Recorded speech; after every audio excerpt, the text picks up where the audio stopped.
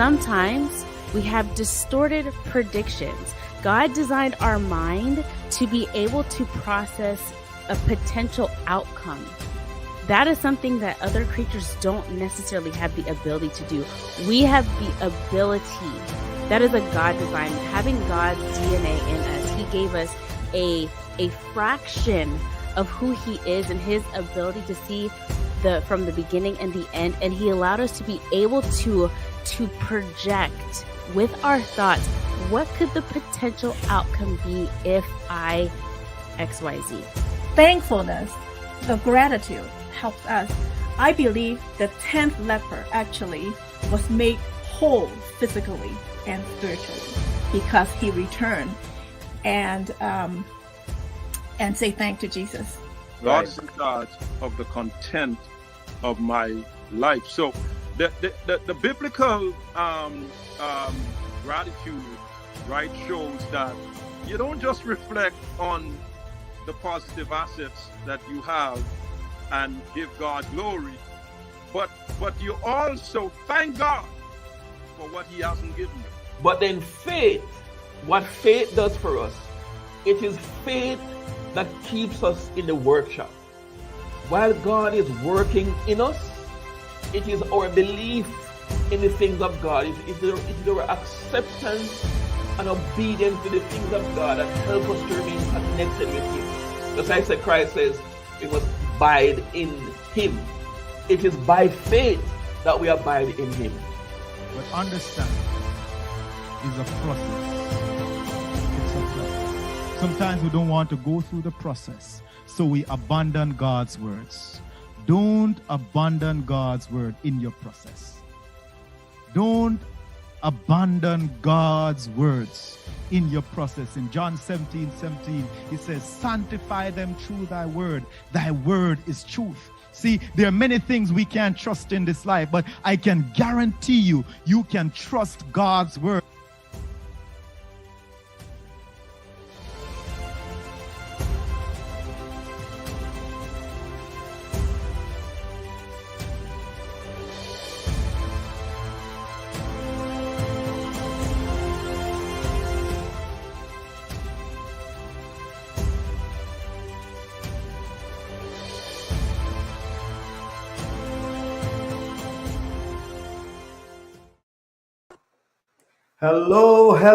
Hello, and welcome again to another exciting episode of Zoom Up Live. I can guarantee you that today you will be blessed. You're thinking it will be transformed, and you in your own circle will just be ready to make a transformative difference in your space.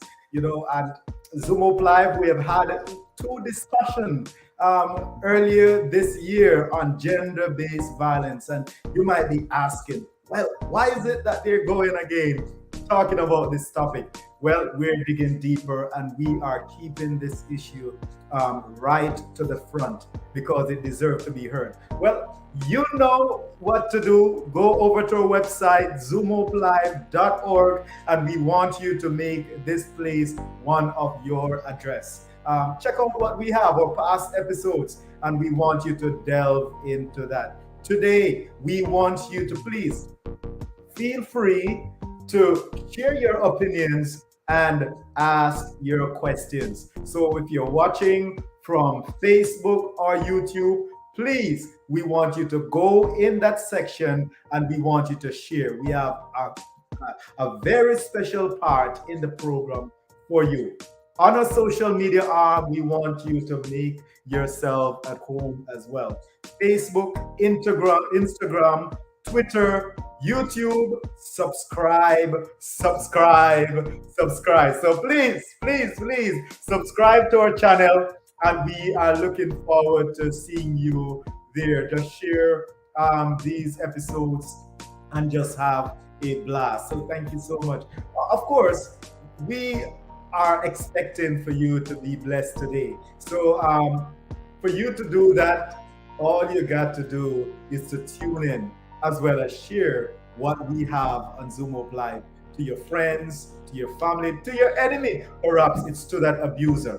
Make sure that you share share this link. We want the viewers to go all the way up. So today is gonna be great, but I'm telling you, just for you to get some pep in it, next time that we come together, which is the first weekend in November, we want you to know that we're going to have a personal story from a very good friend of mine, Pastor Aaron Chansey, as he's going to tell his story. And I'm telling you, it's going to transform your life.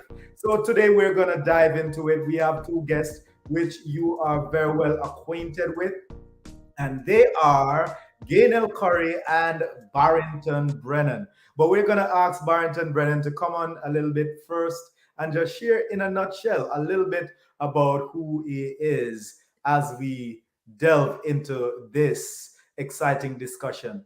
Hey, Barry, what's up? Great. Thank you for having me today in this great platform. I'm Barrington Brennan, living in Nassau, Bahamas, and I'm a marriage and family therapist and a counseling psychologist. And I have my own practice, marriage and family counseling services. I counsel individual couples, elderly, teenagers. I deal with marriage, personal development problems, getting married, all those kinds of stuff. I'm a retired Adventist pastor for 42 years. I've been practicing as a therapist for over 27 years. Wow. So thank you so much for being here, and we're looking forward to delving into a conversation with you shortly. Thanks for being here, Barrington. Thank you. Okay, and of course, our next guest is definitely no stranger. Gaynell, welcome again, the third time on Zoom Hope Live, and you are a face of this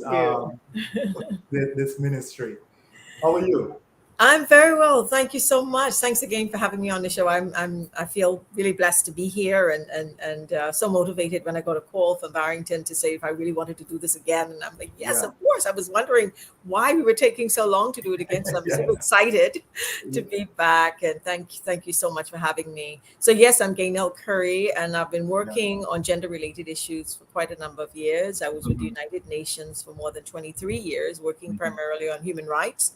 And women, the rights of women and girls, and surrounding issues of gender equality, and so forth. So I'm now working as an adjunct faculty member at the University of the Bahamas, also as an advocate on human rights locally, doing a lot of consultancy work.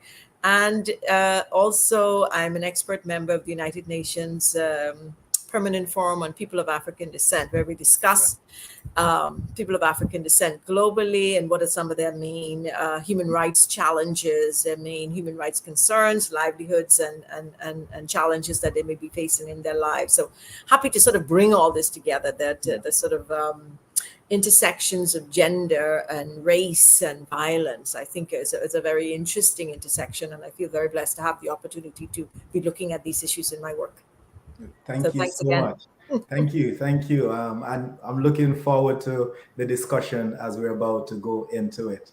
So Zoom Hope family, you're going to be blessed today. And by the way, let me just tell you, these two lovely people, they are not only guests as per se coming on the program and answering a few questions that we might throw out there, but they have intentionally come together outside of the show and decide what kind of package that we could put together, two experts to really be a voice out there on this social issue, that it's not only in the social realm, but it becomes physical and spiritual. So I just want to already thank them. And we're asking you again, please share the link so that others can be blessed. We are about to go into the discussion, but just before we do that, we are going to listen to, of course, he's a sponsored voice of this program, and that is none other than K. Anthony. Send Me a Song. That's the name of this song. Be blessed.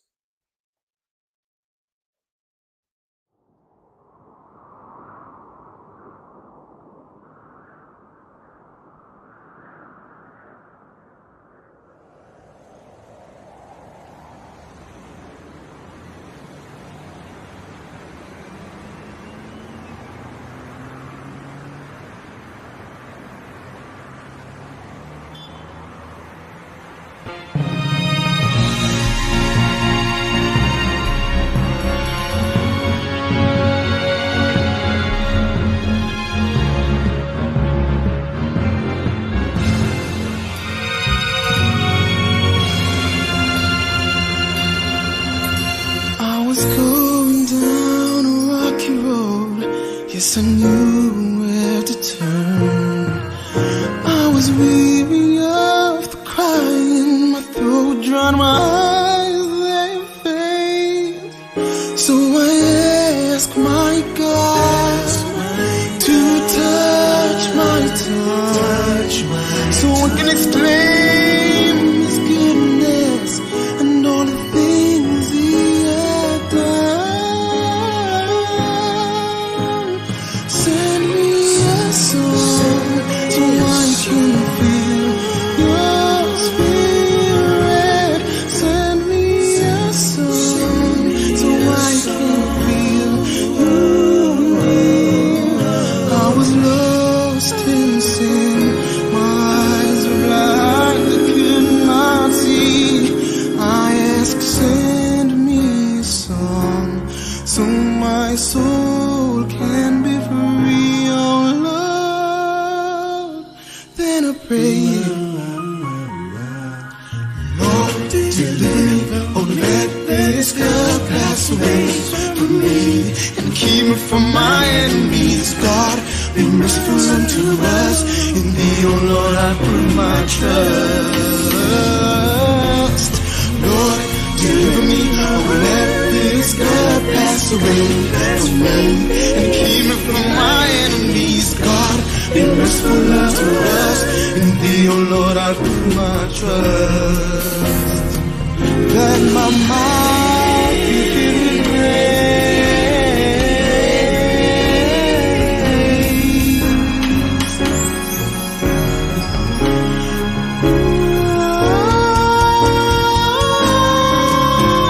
Send me a song so I can feel Your Spirit. Send me a song so I can feel You near.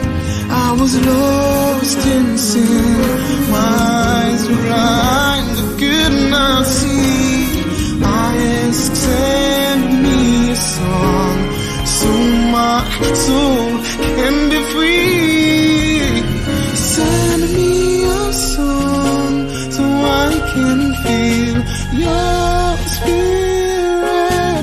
Send me a song so I can feel You near. I was lost in sin, my eyes were blind, I could not see. I asked, send me a song so my soul can be free, oh Lord.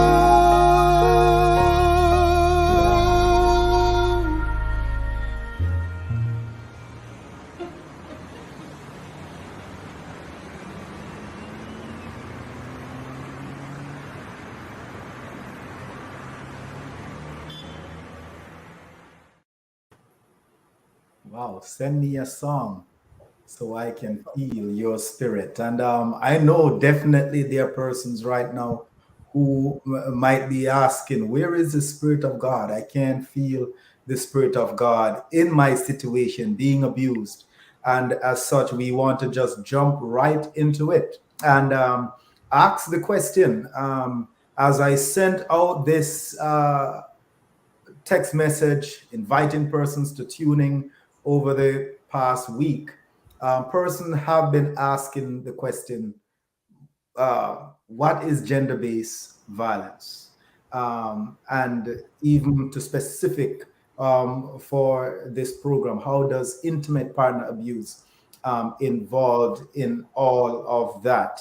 And Gaynell and Barry, both of you are going to take us into the discussion as to what gender-based violence is. But just before you join us into this discussion, there is a video which you asked for us to watch first. So we're going to go and watch that video, and after which we'll hear your interaction on the question. What is gender-based violence? Gender-based violence, or GBV, is one of the most common and widespread human rights violations. GBV is violence directed against someone on the basis of their gender or sex, which results in physical, sexual, or psychological harm. these acts violate an individual's human rights. GBV is most commonly perpetrated by men against women, girls, and other vulnerable people. However, men can also be victims of gender violence. Who are the perpetrators? Non-partner violence is violence inflicted by someone you do not know well, like strangers, acquaintances, or colleagues. However, violence is generally perpetrated by someone you are close to. This is known as interpersonal violence, which is perpetrated by either a friend or a family member. Intimate partner violence is perpetrated by someone you are in an intimate partner relationship with, a lover, spouse, or an ex-partner. What are the different types of violence? Physical violence is the intentional use of physical force or threats of violence. From a pinch to a punch, any act or threat of violence is damaging, whether the damage can be seen or not. Sexual violence is forcing, intimidating, or even tricking someone to engage in any sexual act against their will. Any sexual act with someone who is unable to understand what they're doing or is unable to consent because of their age, an illness, disability, or the influence of alcohol or other drugs is sexual violence. Forcing a lover or spouse to engage in sexual acts is a form of sexual violence, either called marital rape or intimate partner rape. Sexual harassment is also a form of sexual violence that can either be verbal or physical. It occurs in private and public spaces such as schools, workplaces, in the streets, and on public transport. Economic violence involves denying a person access to their money, economic activity, or other basic needs by either controlling their finances or stopping them from achieving financial independence. All these forms of violence may lead to emotional and physical trauma. Emotional violence can also include verbal abuse, humiliation, and controlling what a person can and cannot do. Emotional and economic violence are as equally damaging and disempowering as sexual and physical violence. These types of violence are often misunderstood or ignored by people, even those we turn to for help, like the police, the courts, and other support structures. No matter who you are, where you live, or who is inflicting it, GBV is never acceptable.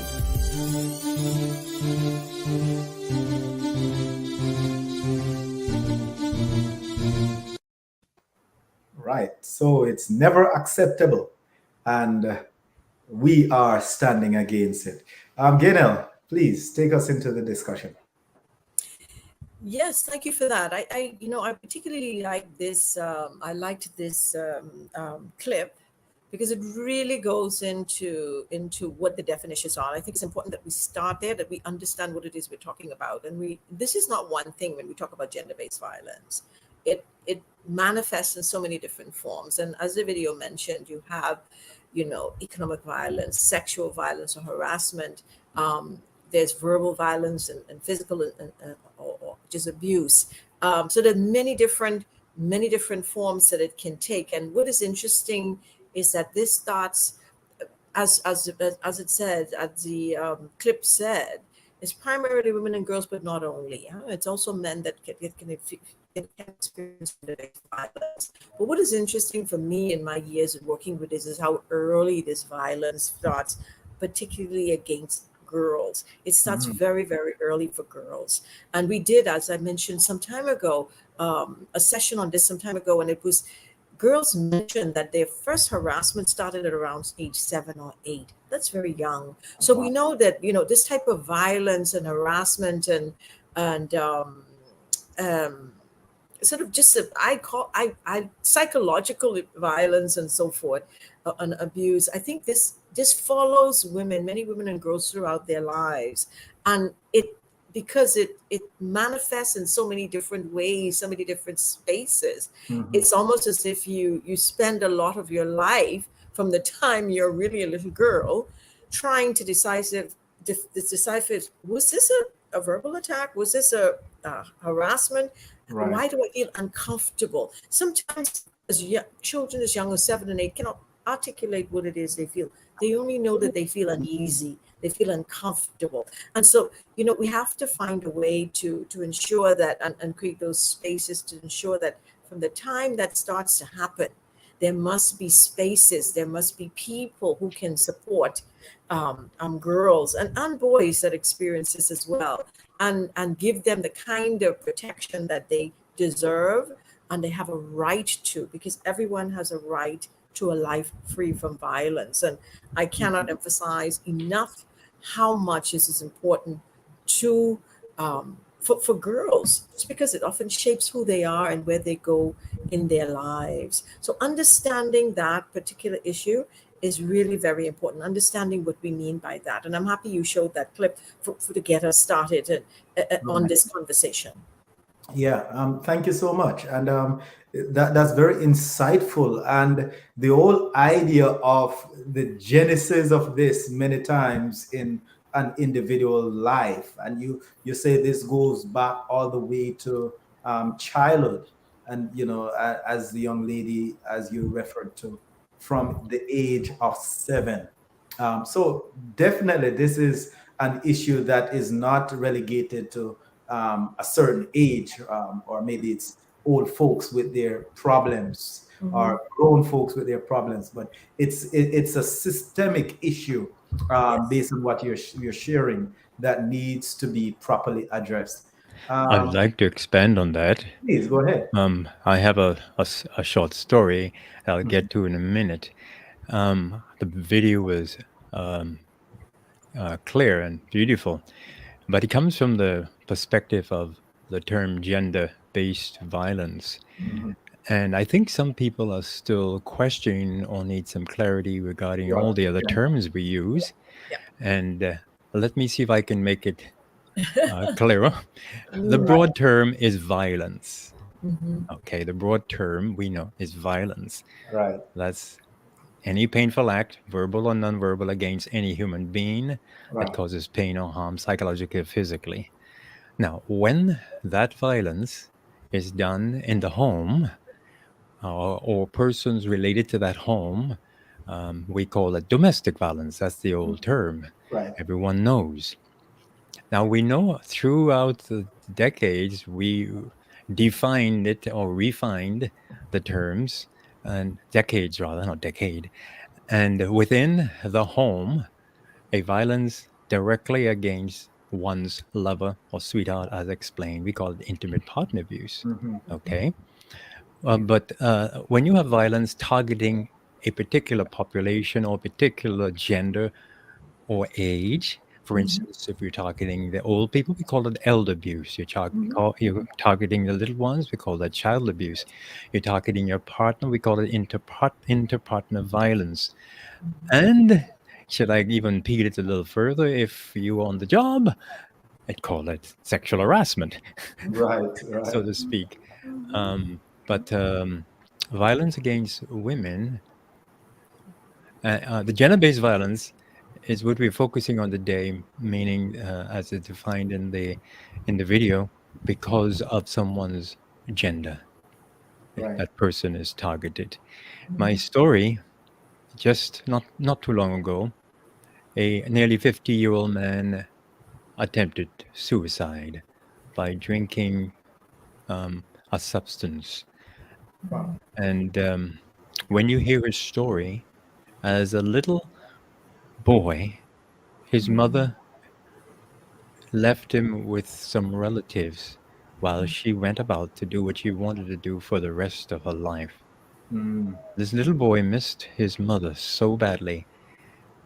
Everyone around him, a couple of them, 3 or 4 of them, sexually molested this boy for years. And he would play in the yard in the mud and make mud toys, playing as though that was his mother. And he'll be crying for his mother. Mommy, mommy. Today, almost 50, he's still crying for his mother. The pain of sexual abuse, neglect, abandonment is still great in this almost 50-year-old man. So just want to let you know that's a real story. That's not a story coming from Alaska. That's a story coming from the Bahamas. Wow. That's powerful. That's powerful. And so this is an issue that affects everyone, and that's why this question is very much salient. And I believe based on what you have said, you have answered that question. And it is. Is there any population who are not at risk for GBV?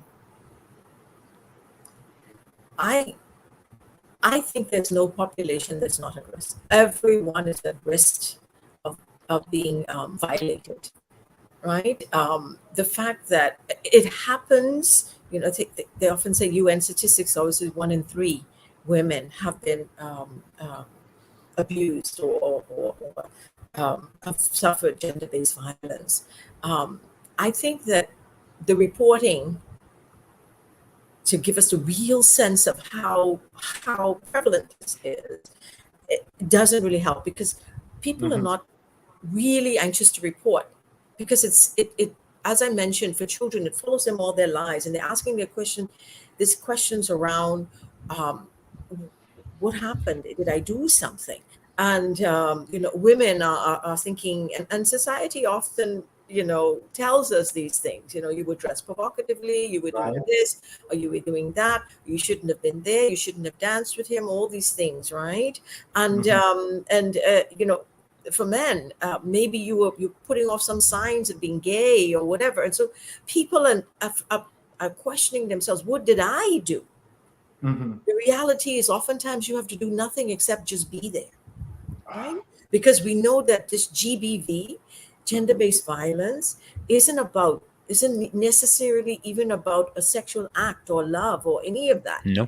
It's about violence. It's about power. It's about those issues. I have control over you, and I can take that control by using my sexual powers to do that. In the case when it's a man, he can use his physical strength. When it's an adult, they can use their physical strength over a child, and that's what this is really about. There's no one that's exempt. In my work, and I've worked globally on these issues. Women in their 90s have been raped. When we think about when you think about war crimes, whole villages have been raped, all the women and girls. When we think about war crimes in the sense of acts of war, in terms of all the men in the village are raped to disempower them, to take away the ability to want to fight back.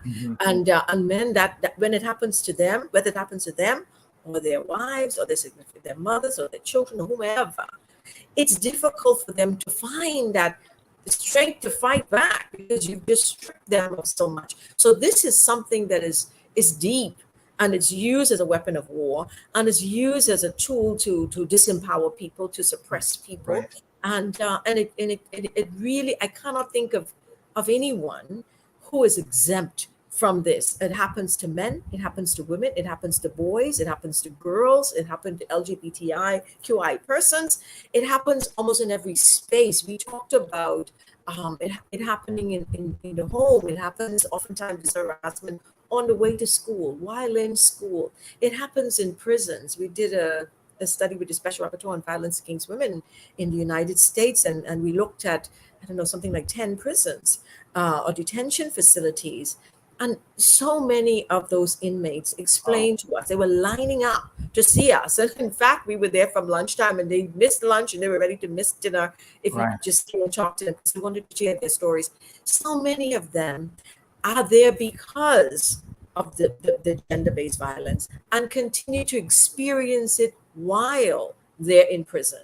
And they experience physical, sexual, psychological, withholding of certain needs that they have.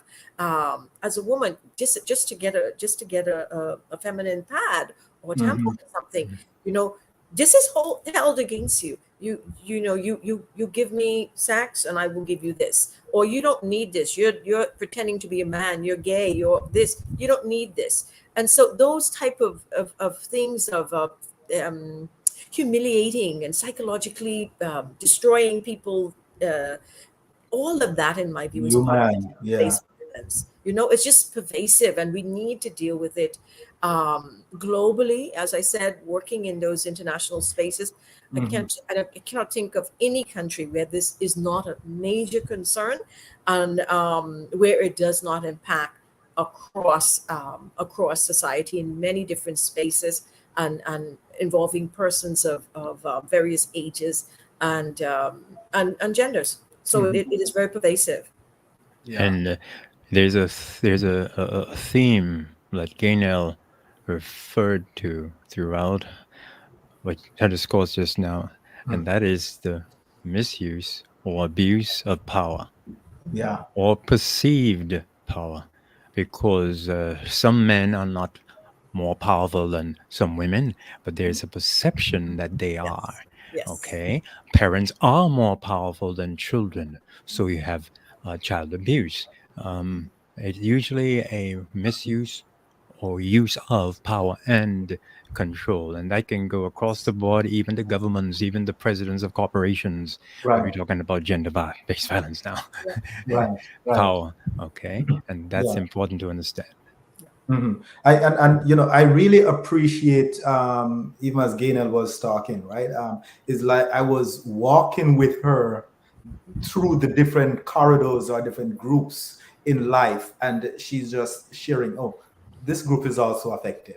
This group is affected. Talk about children, talk about adults, male, female.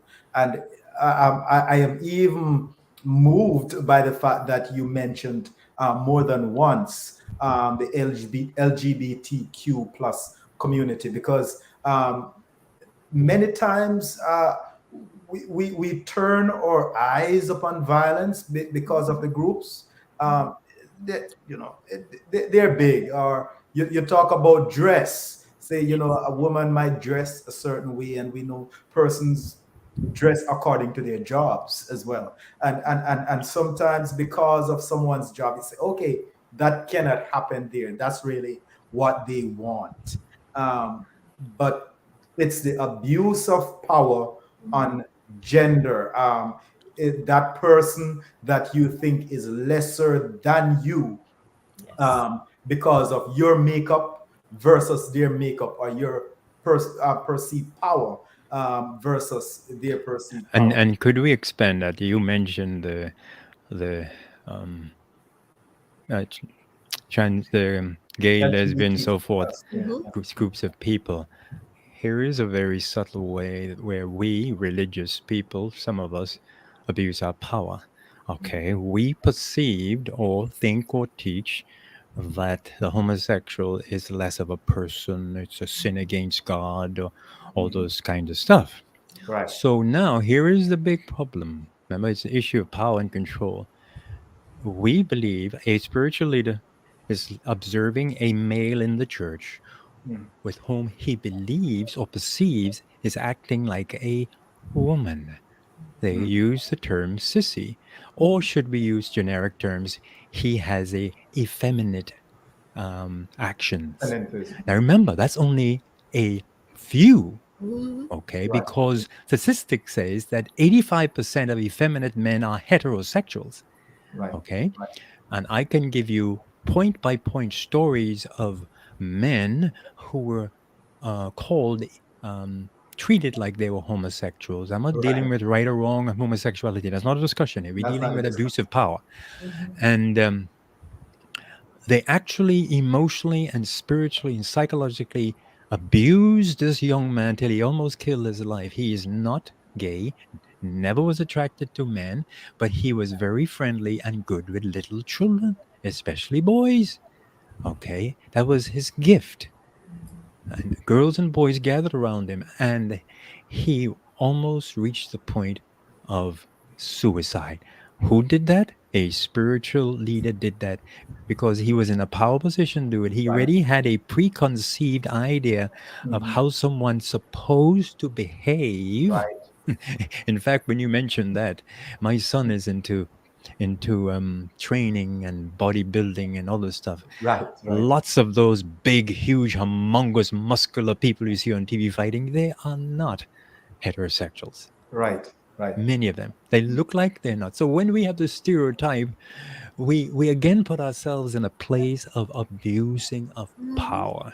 And Right. it is very serious. It happens to women, Yeah. especially if a woman is perceived to be more masculine Mhm. than other women. They call her a Right. tomboy, and we have another type of violence against her, and she grows up feeling a certain way about herself. Mhm. So this is pretty deep.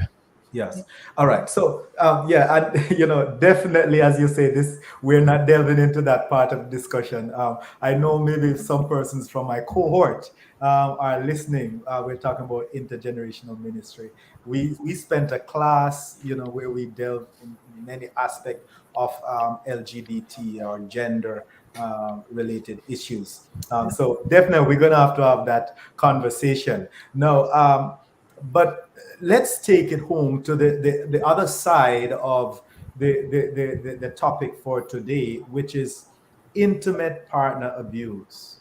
Um, I'm interested to hear what you have to say, both of you have to say, as it relates to this, because I am led to believe, correct me if I'm wrong, that a nest for gender-based violence is relationships and homes.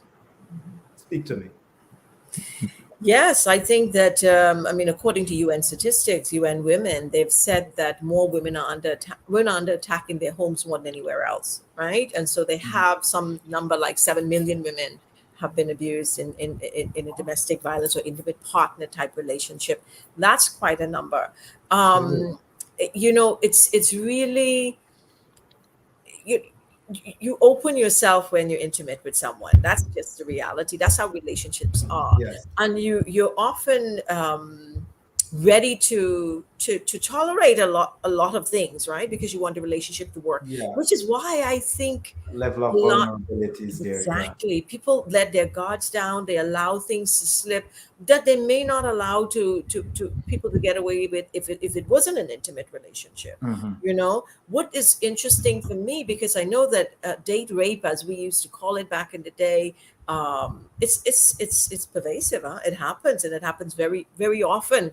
Um, you go around a room and ask how many people have felt they've been forced into a sort of a Right. sexual situation, and we did this study across the Caribbean, for an example, and so many women had indicated that they did feel forced, that their first intimate partner relationship was Wow. forced, right? It wasn't, they weren't ready, they didn't ask for it, they didn't want it, but they were forced, and they went along and they didn't say anything because they didn't want to ruin that quote unquote love Yeah.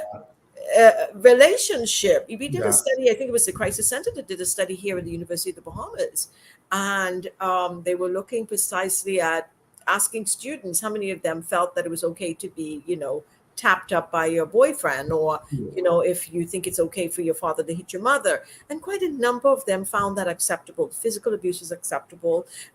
They didn't see it as anything out of the ordinary. So, I mean, the term that the special rapporteur used when we went through the Caribbean is this is a normalization of violence, an acceptance of violence by women equally. That this happens, and it happens very often in intimate relations.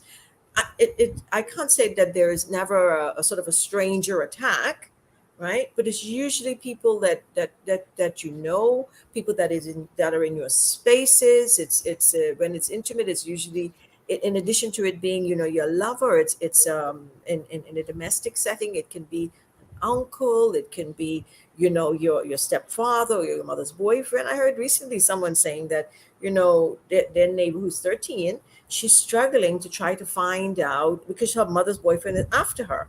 And so at the end of the day, she said, what can I do? He hasn't approached yet, but how can we begin to help these young girls to prepare she cannot fight him. She's 13 and he's a grown man. It's so we're trying to find ways to protect her, right, without putting her in even more danger.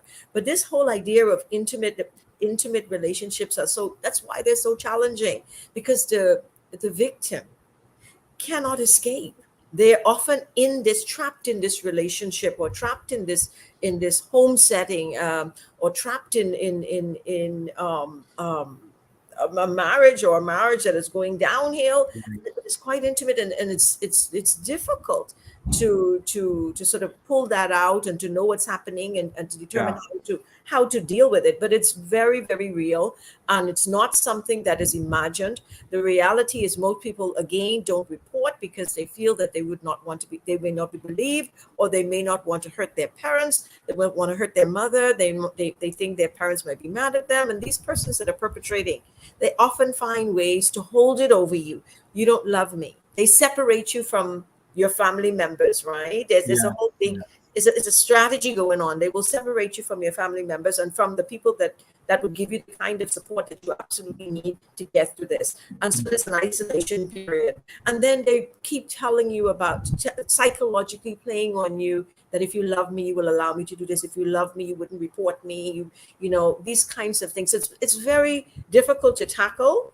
And because it's all of the other emotions involved and this whole discussion as to whether or not I love him or her, despite the fact that they are violent. So we have to be really this one. I'm loving. I'm waiting to hear the opportunity to hear what Pastor Brandon is going to say, because I know he works I'm with these itching. kinds of things. I know you're itching, and because it's so for me as well. And I'm thinking, you know, it's so challenging to deal with this. As I mentioned, young lady, it's hard to counsel someone like that and to just say, okay, I'm taking them to the authorities, because that's how. And how quickly do you do that, and how much more danger do you put that person in?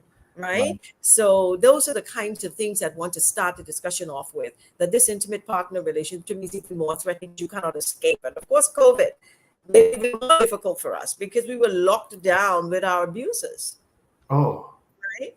And we couldn't escape. You couldn't go outside. You'd be arrested or whatever the case may be. At one point here, you know, you weren't allowed to leave your houses. So many women and children were locked in with their abusers, and that made it even more difficult. But I'll stop there and let Pastor Brandon come in. Yes. There are a number of things we can share now. And, you know, my mind was going back and forth when you're speaking, Gaynell. There's so much. We can spend 15 more hours on this topic right here. Yes. But let me be very practical first. And then I want to share some risk factors. When a woman, it could be a male too, but let me just stick with the woman. She meets a young man, and she likes what she sees. There are some things most women, or too many women, do at first. He says, let's go to the movies. I'll pick you up. No. Don't ever get in the car with a man. I don't care if you think that you met him for 3 hours already. He's seeming nice. Do not. Say, yes, I will be glad to go with you. I'll meet you there. And then someone picks you up. Excellent. Okay. The minute you do that, you in that situation now, not in the marriage situation. In that situation, you are giving up power. Okay. You must always be in a power position. And then if you go to you just met the guy last week and you end up in a hotel and say, let's go in a room, you book a room, you are giving up power too, because you don't know this dude. He doesn't know you. And then certain things start to come out. So you want to make sure that you are always in control. You are in control. Because one, you don't know if he thinks of you as a vulnerable woman. You are weaker than he is emotionally and physically, he thinks. So you have to be thinking on your 2 feet. Remember this phrase. Always remember, you are non-negotiable. You are non-negotiable. He's not going to circumnavigate around you. You're going to be in charge. So he wants to take you out for the first time. You just met him last month, last 2 hours. He will meet you there. You go to the movies. He will meet you here. Your grandmother will pick you up. That's anyway. No, that's a very powerful point. Well, you can apply that across the board. The first day my brother was at the movies with us, as a matter of fact, which was really interesting. At the time, I didn't know. I was thinking, why is mommy letting my brother come? I don't want him to come. And I was at UB, but my mom was like, yeah, you can go to the movies with him, but Joe has to come. And I was like, Yes. why? And I was like, but Hey, I but- now know. I didn't know she was protecting me then. Like, you know, That's just right. thinking how she But- was restricting my life, but I know she was protecting me now. And I'm talking about, Gayling, if you were 10, well, not 10, but if you were 20 or 90, I don't care who you are. You just met this dude. Don't do Don't it. let him pick you up. Yeah. Yeah. And You meet. I You think treat him with respect. You treat him with respect. You don't give Right. any doubt. Yes, I'll be delighted. I can't wait to be in your presence. But you go there, and he goes there, Right. and he And- meets you there. even as you continue, right? I think what you're saying, right? And it's important not to miss this, because it is not giving the abuser the excuse if you are picked up or if you choose to go into a room. It is actually saying, listen, protect yourself Yeah. from even being in the situation, or to be viewed that you're lesser in that intimate situations, or in those intimate situations. So I really believe this is something that everyone needs to take home with them. Protect yourself. That's a first step right there. Go ahead. Let me just share a few risk factors for Yeah. interpartner violence that can impact it.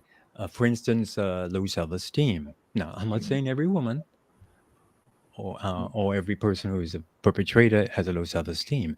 I'm just giving you some general points. And we also know low education or income, the younger the age, alcohol or drug use or misuse or abuse, anger or hostility. Interesting thing. My suggestion at first, I'm not even implying whether or not the man is violent. No, you don't know the man. In fact, he doesn't even know himself yet until he gets you in a corner. And then he start acting the way his grandfather acted. He's Locks surprised. you in. Okay. Okay. And so lack of conflict resolution skills, history of being physically abused or living in a environment that was physically, emotionally abusive. And then also hostility towards women. In this case, have you experienced or witnessed that in the job place or environment in which you live? And what about this one?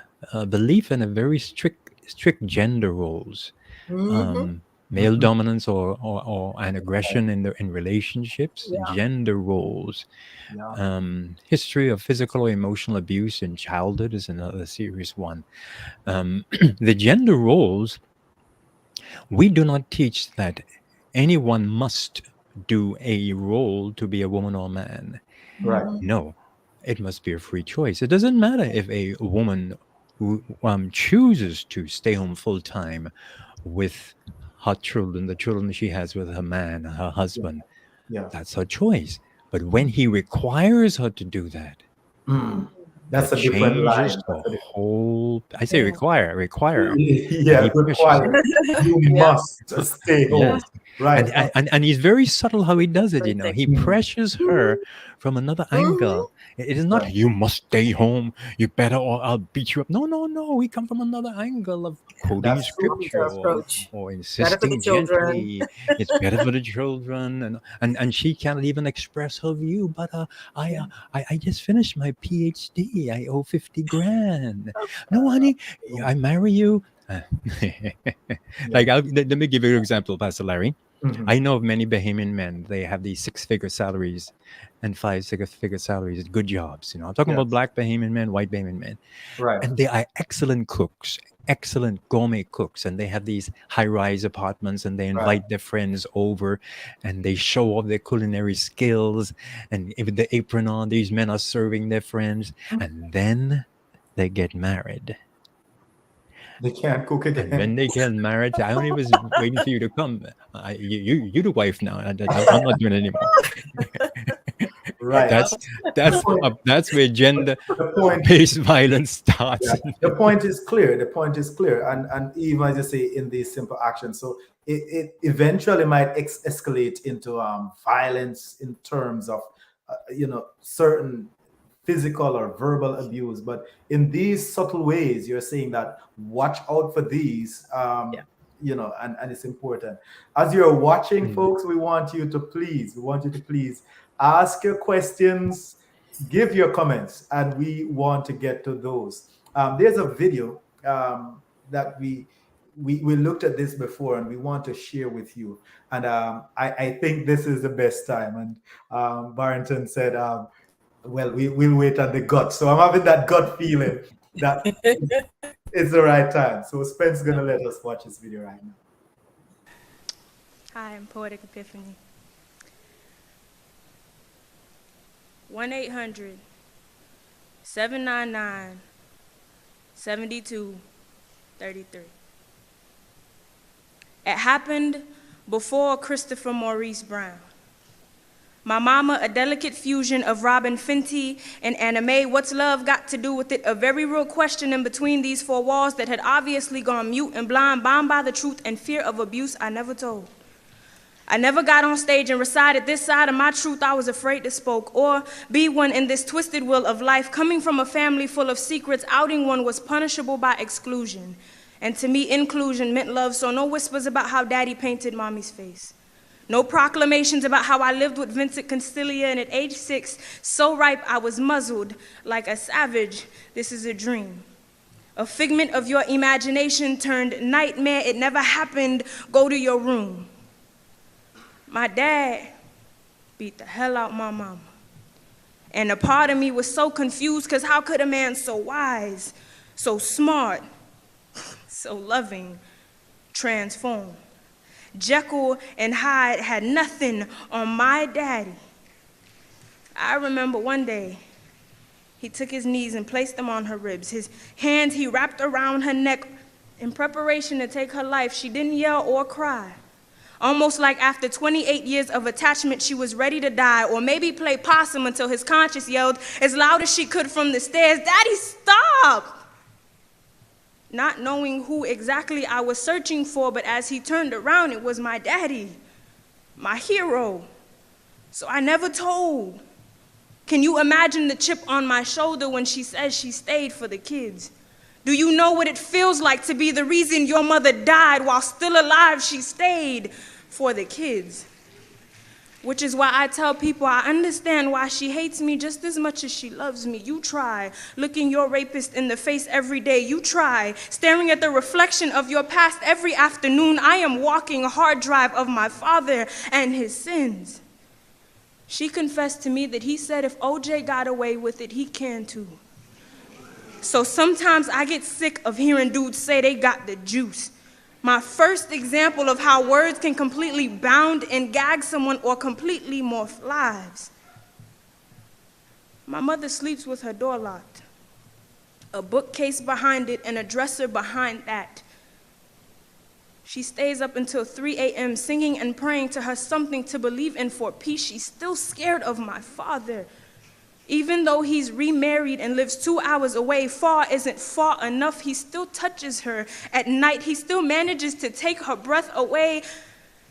I moved to another state at 18, assuming she feels better now, thinking maybe I'm a better child if I allow her the opportunity to forget, still maneuvering like a 6-year-old, still trying to save my mama. Domestic violence happened before Chris Brown. It happens after Chris Brown. Any of us could be Rihanna.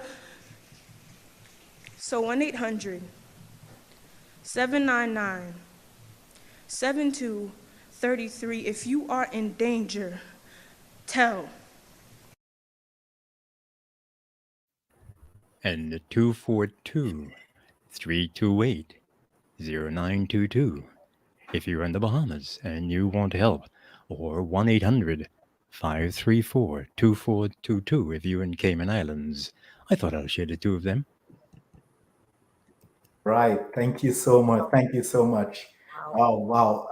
I've listened to that video maybe about 5 times now, and each time I listen to it, I am moved by that video. And, to see that it's not just a poem, it's a telling of a real story. This is a story of so many persons. I know of persons individually, who, was just so happy, had such a fulfilling life until they got married. and the life change, or until they enter a relationship, life change. So it's powerful. The Bible now. What does the Bible has to say, or have to say about GBV? There is no specific text mentioning gender-based violence Mhm. or violence against women or domestic violence in the Bible. Now, from a negative point of view, first, no, there are texts that we do use to support not being violent against anyone, and we'll come to them, but one or two of them, which we all know. But from the first instance in the Old Testament, there are actual examples of women being treated second-class citizens. For Right. example, Exodus 22 and verse 18.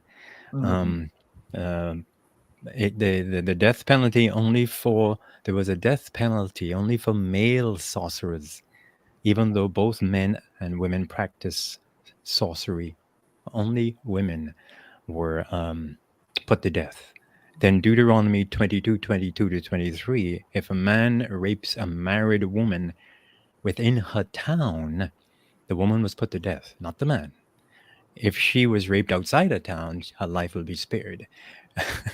There were some terrible practices during those times. I view a lot of the Old Testament in those books like history. God wanted us to know how terrible things were. Now, when we go to Malachi, what chapter 3:16, I think it is, God says, I hate violence, and a man who covers himself in violence. Okay? Right. Then we go to Romans. We go to 1 Corinthians chapter, the love passage, chapter 11, verse 4 to 6. Love is not harsh. Love is not, doesn't speak evil. It doesn't cause harm. It doesn't wound. Okay? Then we go to Ephesians and John. Love your wife. Love your husband. Be kind to one another. Then we go to Ephesians, parents, fathers, do not exasperate your children to wrath, or parents, do not cause emotional pain to your children. So there are many direct texts that we can use. Doesn't use the term gender-based violence or domestic violence, but I think it's strong enough for those of us who believe in the Word of God, the Scriptures, to have them as our principles of governing and guiding our lives. Right. Now, we talk about the old the patriarchal system before, from the social aspect. When we look at it, it's replete throughout Scripture, and in many instances we see where, as you have said, Barrington, that it places women as a lesser, or sometimes even children as a lesser human beings. How do we grapple with the whole idea of seeing some of these stories being told, not so much in the historic sense, but just showing providence? For example, and this one is thrown right out there. We didn't discuss it before. We didn't discuss anything, but this is not even the question. Esther, the story of Queen Esther. That's the children's favorite, and after the past couple of weeks, that story have me thinking. As one of my classmates actually did a devotion on that, and Ralph, if you're watching, you still have me thinking. That's right. How do we grapple with a story like that? And there are many others. Abraham, with his wife or his handmaid. How do we grapple with these kind of stories where women are used sometimes like a sex slave, or are placed into a situation where they did not choose to? How do we make sense of these, in the Bible, as we look at this topic gender-based violence. And remember, you did say that within spiritual community or faith communities, we have seen where gender-based violence has been, you know. Gaynell, you want to expand on that first? You know, I think that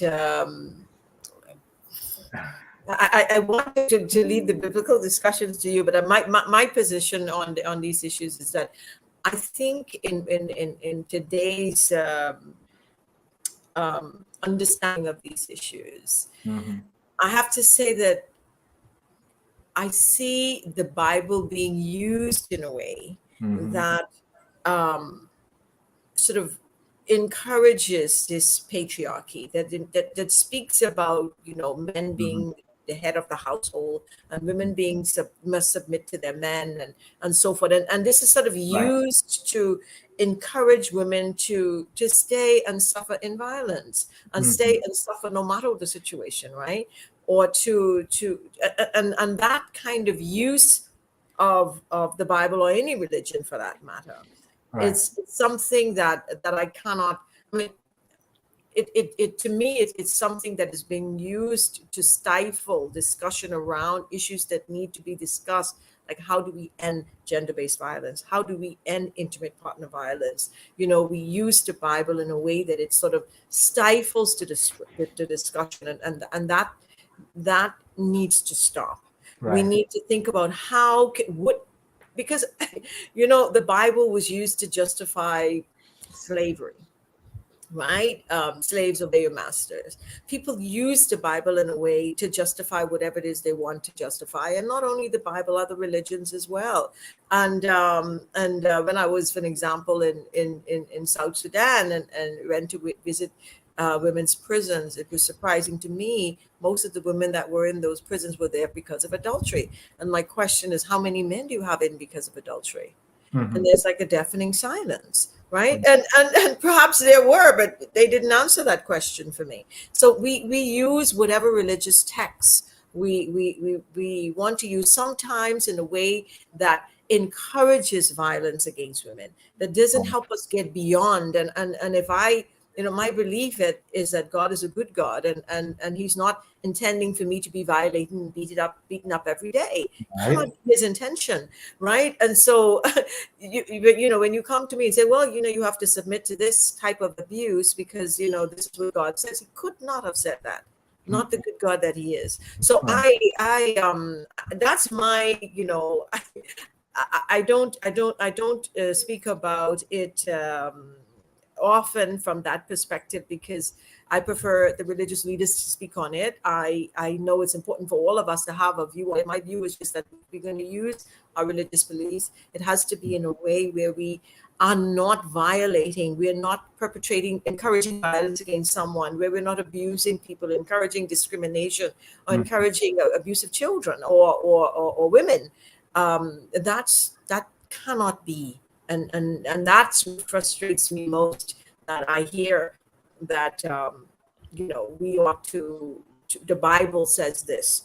And so we should shut up and let the Bible reign on these issues, because the Bible says we have to be submissive, and that's the end of it. That even if that means not by your husband or significant other. It's very disappointing for me personally. I don't like it. There is a paradox here. The very Old Testament that gives the historical practices, and that's how I view them, because many men today would not do what they did then. But when we go deeper into the Old Testament, and the one I like to refer to, we do see a shift, and that's in the country of Egypt, in Proverbs 31. Proverbs chapter 31, verse 17 to 30, the virtuous woman, which I like to talk about. She exhibited freedom. She was able to go to the University of the Bahamas. She was able to go to Royal Bank and CIBC and open a bank account, or the bank in America. Or TD Bank. Or Bank of America. Yes. or JT Morgan. She's able to own property. She is Washington Adventist University. Okay, yes. Yeah, she's able to do those things. In fact, even historically speaking, archaeologists will say that Egyptian women had more liberty than other women around. Now, secondly, I am not one of those that believe that God was instructing Moses to tell his people, kill the woman who was raped. No.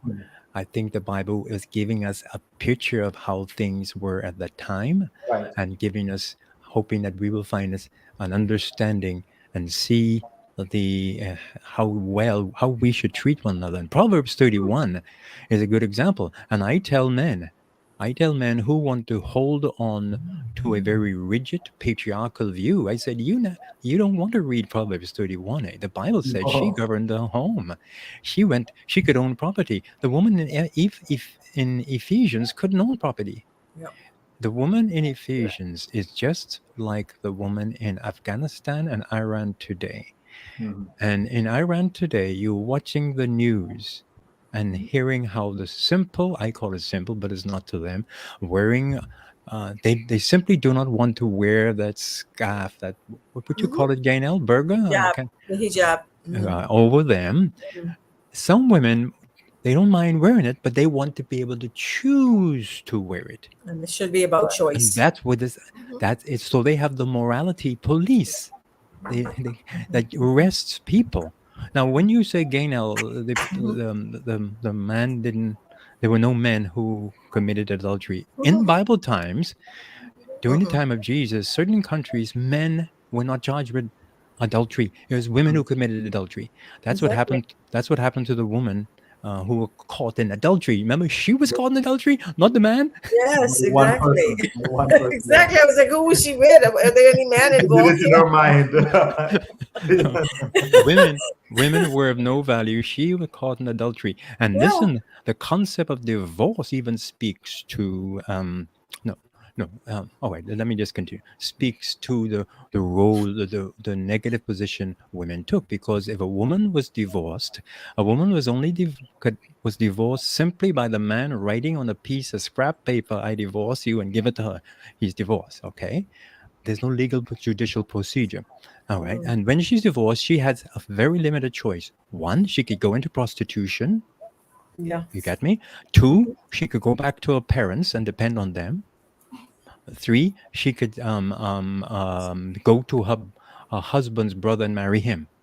She was not allowed to be free and live her free choice. That was her choice. So when Jesus says you cause her to commit adultery, that's what he was talking about.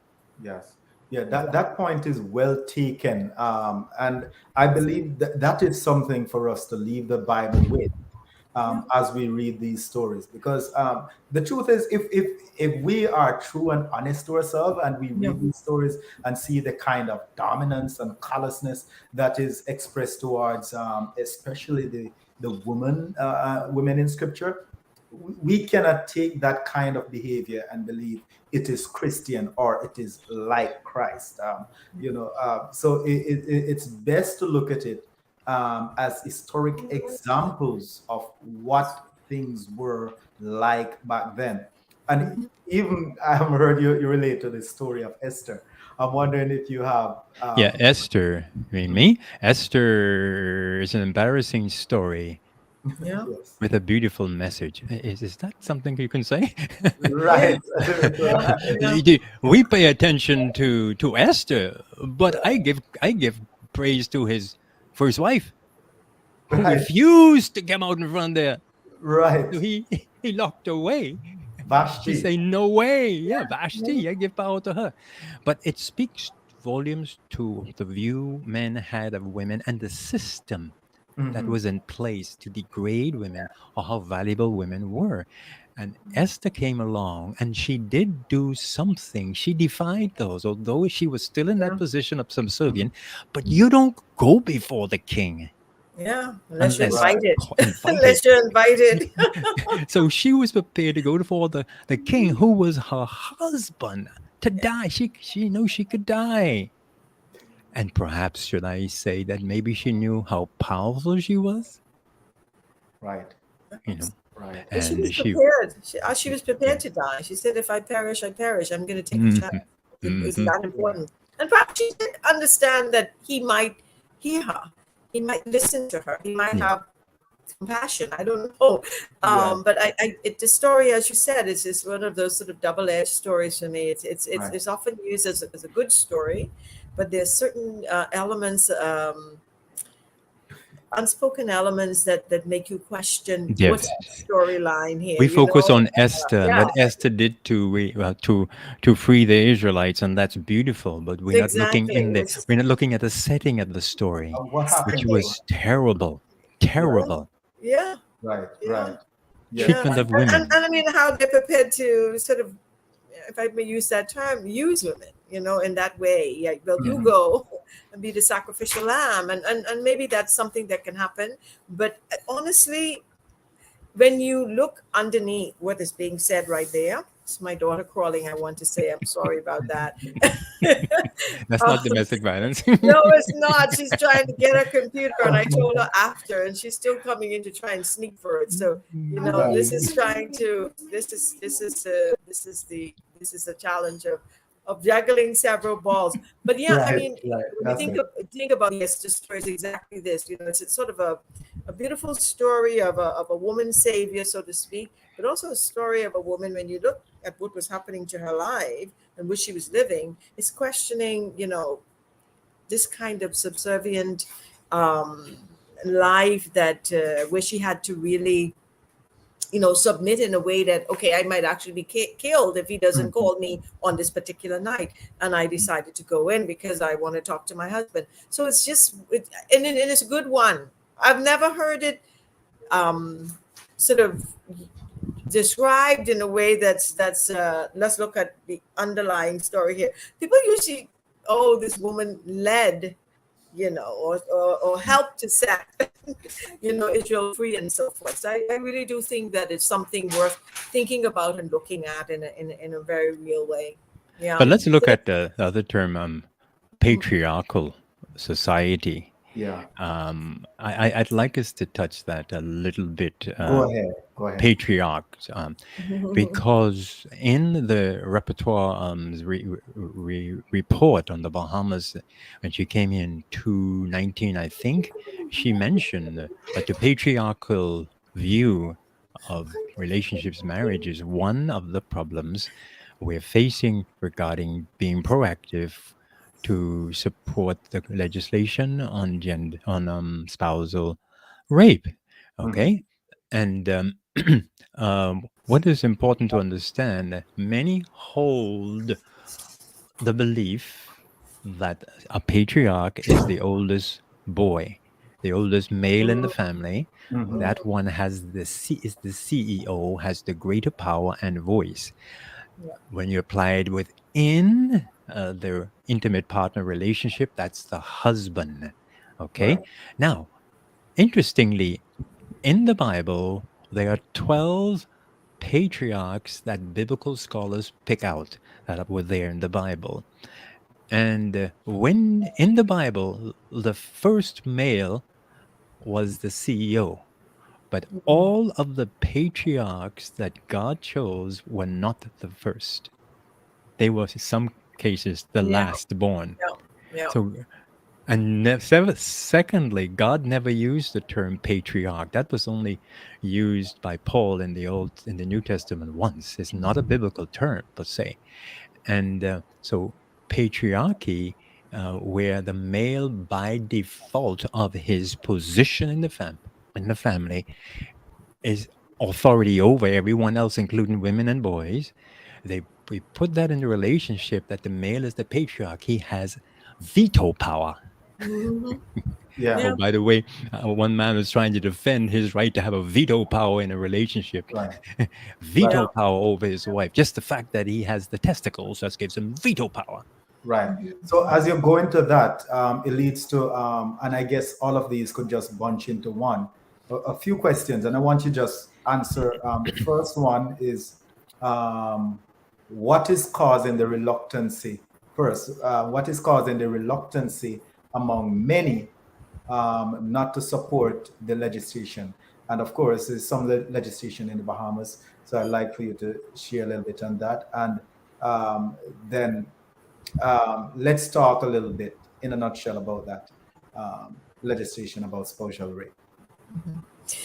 Well, what is causing the reluctance? I think it's really a lack of understanding. I mean, I saw that they had recently, and a lack of conversation. So if you could first just bring context to yeah, this for legislation. sure, for sure. And perhaps maybe Barrington, you can start, because you were at that session recently and Yes. heard the Attorney General lay out the new legislation and what that actually means. We're referring actually to marital rape or spousal rape.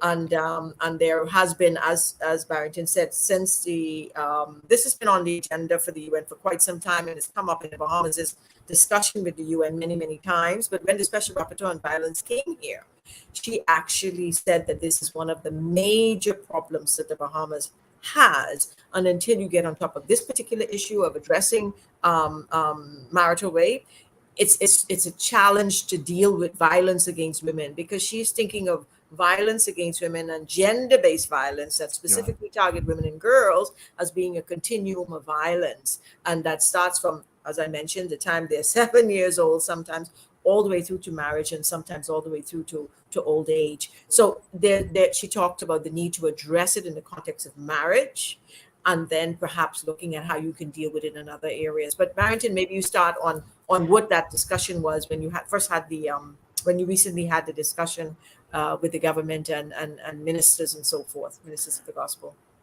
Yes, the Bahamas is proposing to change the laws on abuse. This will be the third time attempting it. The Progressive Liberal Party is drafting, or has drafted with consultation of various sources, the legislation on the spousal rape. The current law, if you are a married woman, you cannot be charged. You cannot charge your partner for rape. The proposal is to remove that phrase, to make it everyone. Okay, and this is not just women. It's the law will speak to anybody, male or female. Now, at the particular symposium on the topic, the Attorney General was present, and he gave a thorough explanation and teaching on the details of that proposal. All of the persons who stood up and asked questions, to my knowledge, were favorable of the changes and gave their suggestions of improvements, which he took away from that meeting. There were very few handful, 2 or 3 of people who were seriously opposed it point blank. There was one particular minister who was totally against it, another one too, but all of the other religious leaders, they were for it. They just had their reservations on the wording or whatever. We feel, Gaynell, I think we all feel more positive about the possibility of this changing and that this law will come into effect. Yeah. In fact, I think it's embarrassing to have to discuss it. It's embarrassing to have to talk about it, and we need to be a little more specific. I think the Attorney General, Marion Bethel gave a good breakdown. There's 60 countries in the world that still have to pass this. Rape.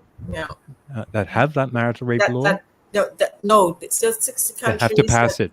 Exactly. That still need to pass it. Still need to address it. Yeah. Yes, 60 countries. So hence you're saying that's why it's embarrassing to actually having this discussion. I mean, it's not that we're still having the discussion, that we should be beyond it. This was started quite some time ago. Yes, Barrington. This is equal treatment. Why are we discussing equal treatment in the law?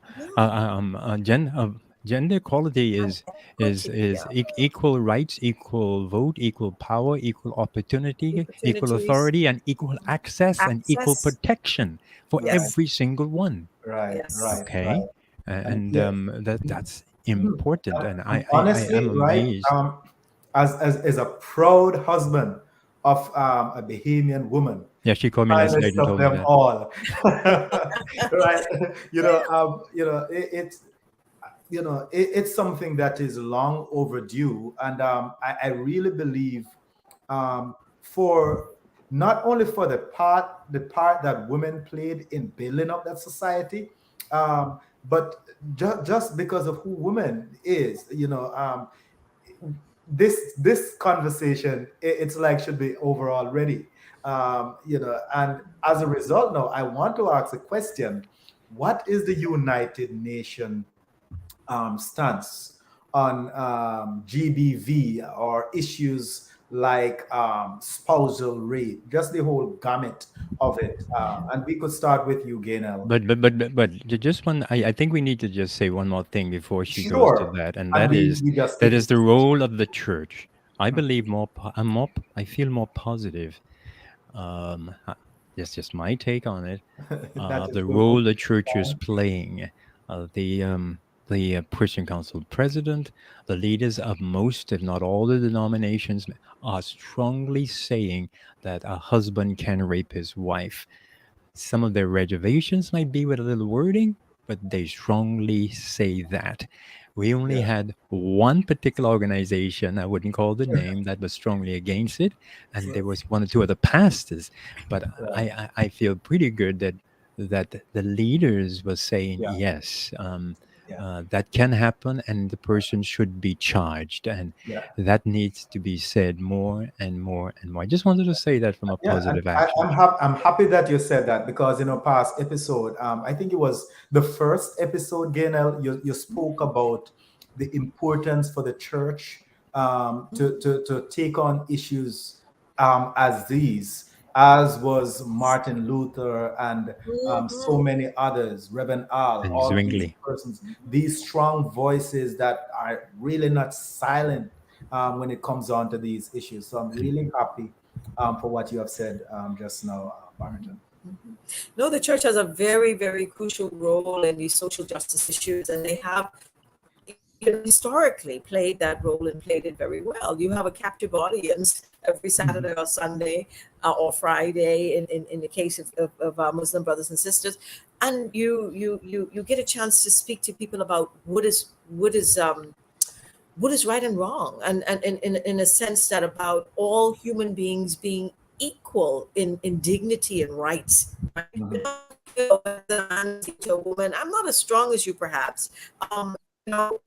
We're not talking that kind of equality, right? We're not saying those kinds of things. What we're saying is that, and you just laid it out quite clearly. It's about access, it's about respect, it's about opportunity, it's about all those kinds of things, right? And being equal partners in the building of this nation, right? And paying equal taxes. We pay, right? Equally. Right. You don't say, oh, you're a woman, so you get to pay 10% less.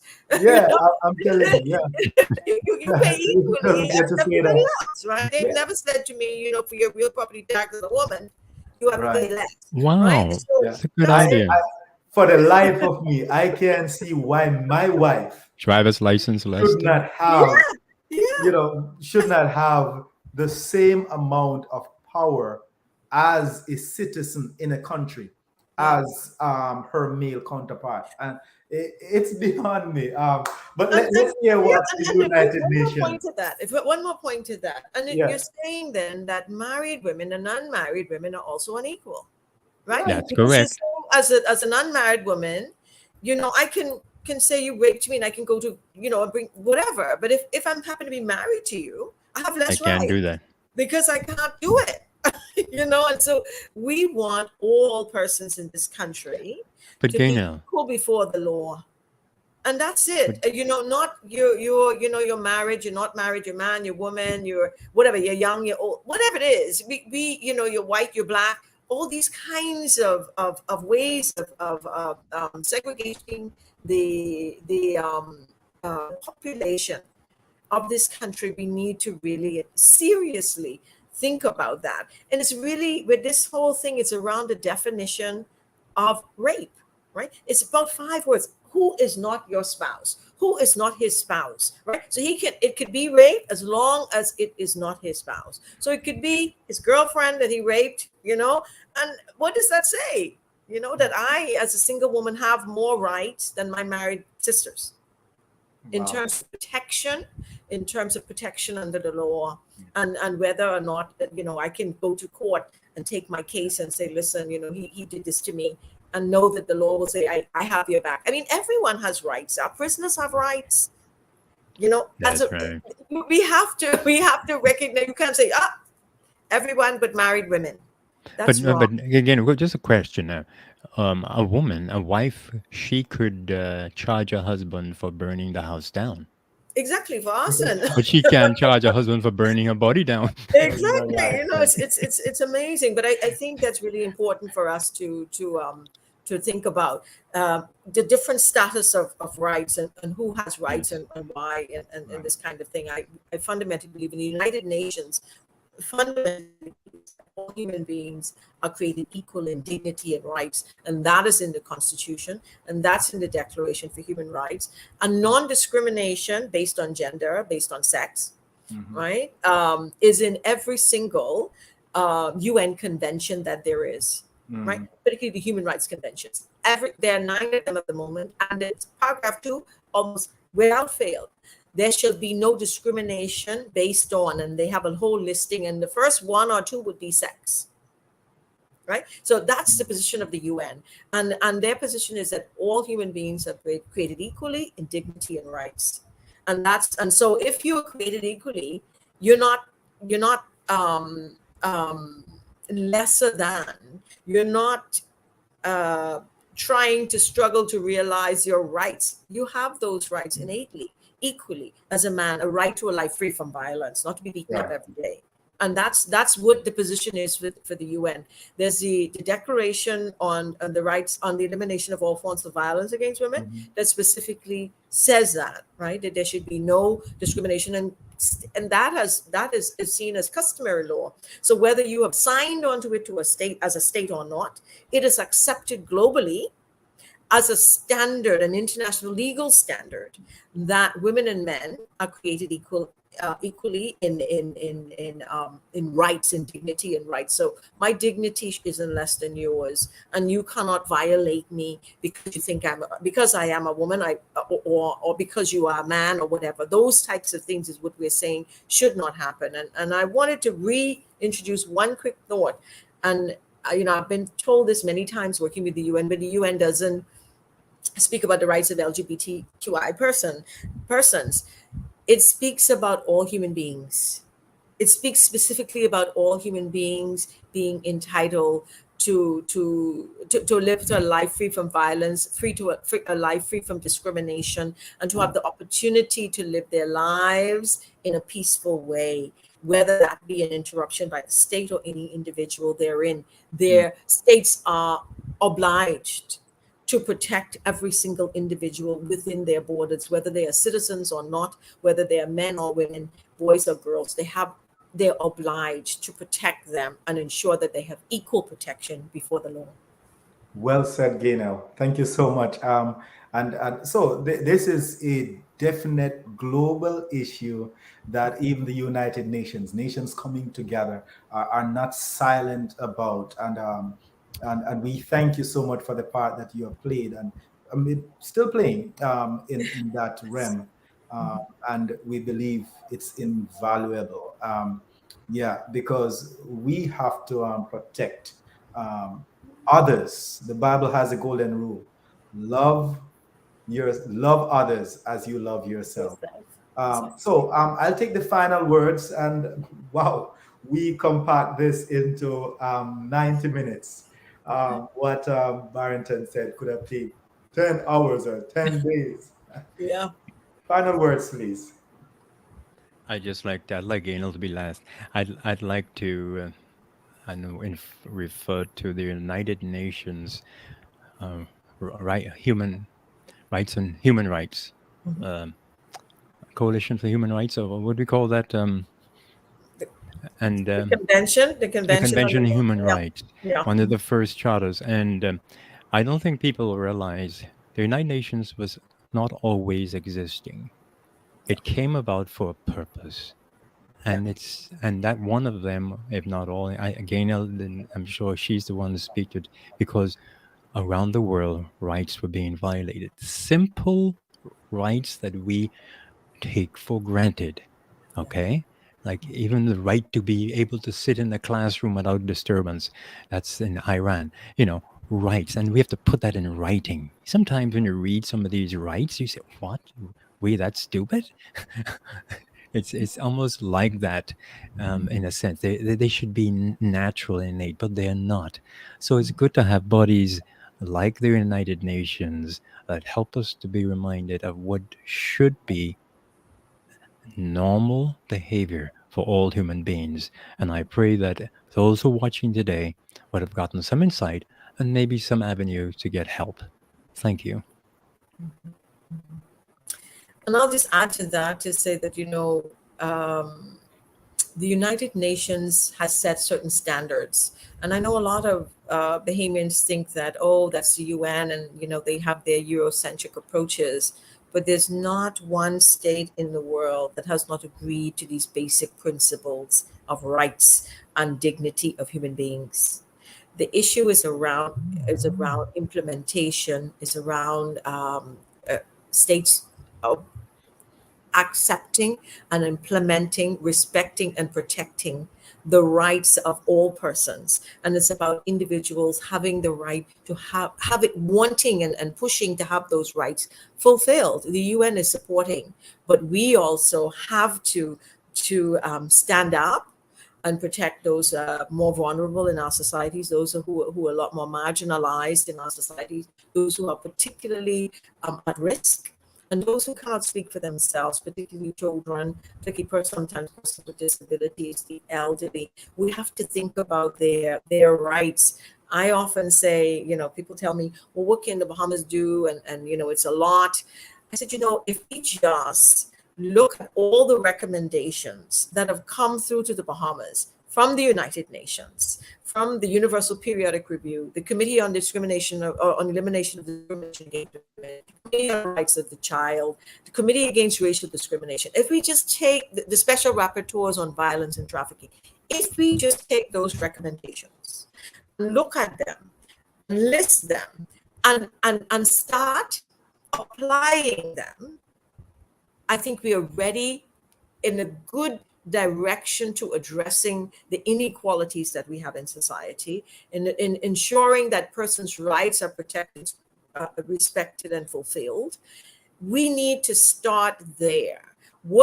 And those aren't things that the United Nations are imposing on the Bahamas. The Bahamas is a willing partner, it's a sovereign state, and it has accepted to be a part of these conventions, and it has signed on to, and it has agreed to implement many of these recommendations. What is happening is we need to act.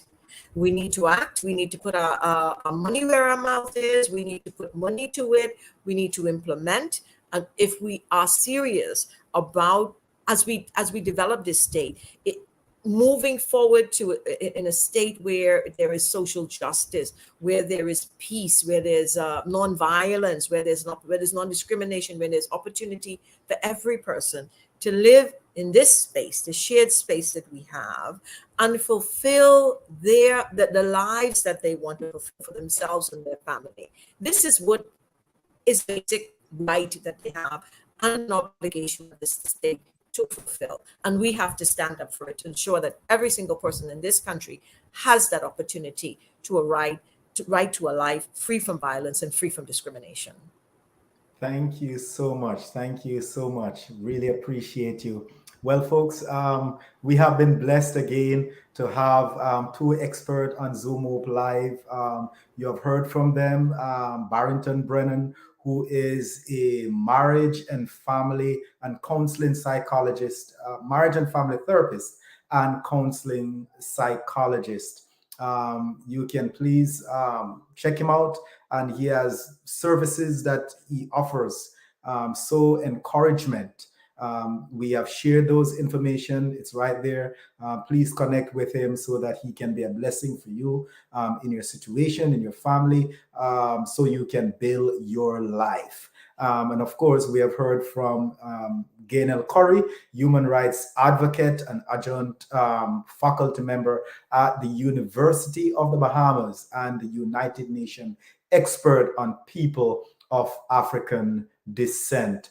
Thank you to both of you for investing in the Zoom Up Live family as you shared your thoughts, your expertise on the topic of gender-based violence and intimate partner abuse. So thanks again for watching Zoom Up Live. You know where to find this and other episodes. Go over to zoomuplive.org and all our episodes, blogs, etc. is there. Also, if you want to engage myself or Kevin Spence or engineer, you can book us as well. So just go on the website and you can book us, and we would be delighted to enlighten your space. Follow us on Facebook, Instagram, Twitter, and YouTube. Please subscribe to our YouTube channel. Subscribe.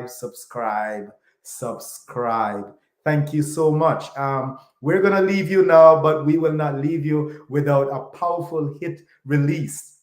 After all of this, you can be happy. And the voice of Zoom Up Live have something for you. He is K. Anthony.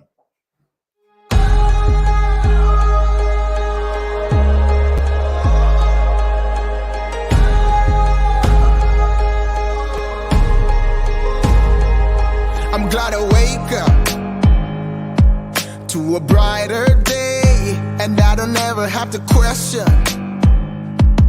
does the nighttime fade? 'Cause as sure as the sunrise, your faithfulness stretches through the skies. I'm glad I wake up 'cause you're here with me. I'm so happy that I'm alive. That I'm alive. I don't need much when your light's inside. 'Cause I'm so happy that I'm alive. I'm alive. I'm alive. I'm alive. I'm alive. I'm alive.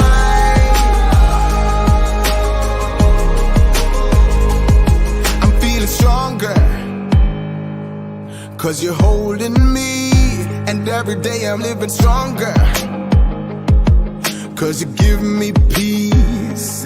Yeah, my testimony's only that you reached on when I was lowly, and you lifted me higher, set my soul on fire. I'm so happy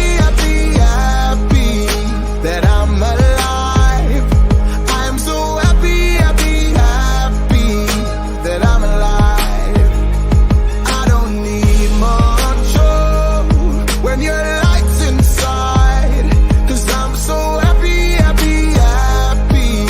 that I'm alive. I'm alive. I'm alive. I'm alive. I'm alive. I'm alive. I'm alive. I'm alive. The trials make me like you. The struggle's just a chain loose. The valley's just a great view where I can see my God move. The trials make me like you. The struggle's just a chain loose. The valley's just a great view where I can see my God move. I'm so happy that I'm alive. I'm so happy that I'm alive. I don't need much when your light's inside. 'Cause I'm so happy that I'm alive. I'm alive. I'm alive.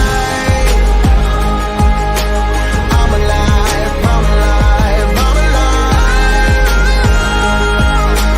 I'm alive. I'm alive. I'm alive.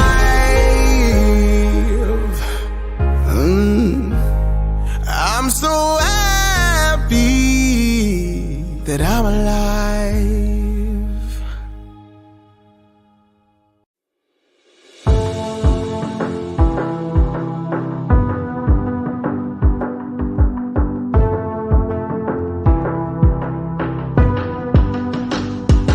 Earthside, I've tried it all. My fight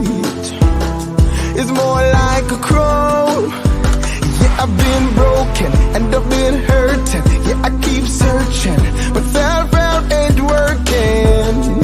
Self-help ain't working. You are the cure I've waited for. You are my healing, Lord, the only hope I know for sure. Though my breath, my flesh may fail, oh my God, you never will. You are the cure. Heaven is limitless, revives what once was dead. I see your hand reaching, hear your love preaching, feel your breath breathing. My still heart starts beating, my still heart starts beating. You are the cure I've waited for. You are my healing, Lord, the only hope I know for sure. Though my breath,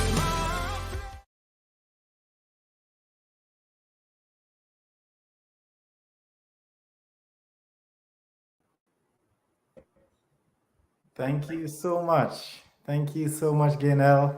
I Thank you. yes, I see Pastor Brennan run.